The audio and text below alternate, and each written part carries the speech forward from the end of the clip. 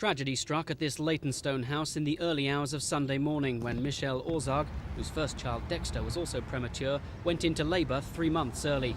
Boyfriend Stephen dialed 999, but there was an agonising wait.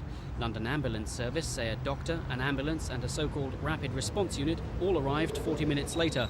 Our sources say the normal ambulance beat the rapid response unit by several minutes. In any case, all efforts to revive the baby failed. At the time, I was a bit delirious, What was happening to her? but it's sunk in there how long they was, and maybe things would have been different if they was on time. So you think your baby may have had a chance of living if they'd been... Definitely, yes. The death comes just 2 weeks after the coroner, Sir Montague Levine, severely criticised the ambulance service over the death of baby Chanel. In that case, ambulancemen had refused to transport the newborn child without a midwife. This time, London Ambulance says the cause was simply an overstretched service.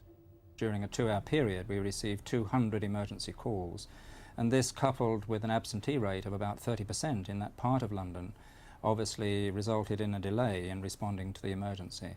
Nonetheless, when the true extent of the emergency became known at 02:20, within 19 minutes of that call, there was in attendance a doctor, an ambulance paramedic and an ambulance crew at the scene.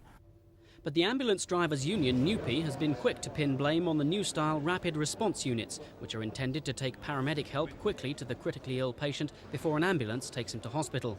NUPE claims a survey they've conducted shows rapid response units divert resources from the normal 999 service and don't fulfil their role. Off an 8-hour working day, for 1 hour they're doing what they're doing every day, and for something like 4 hours the normal ambulance is there before them.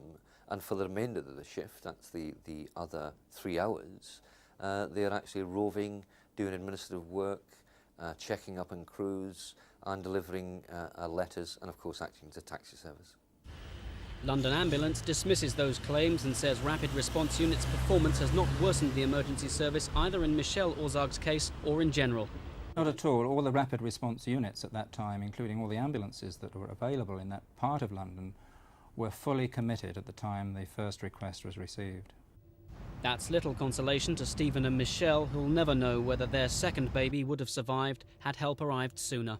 This is David Strawn for Thames News.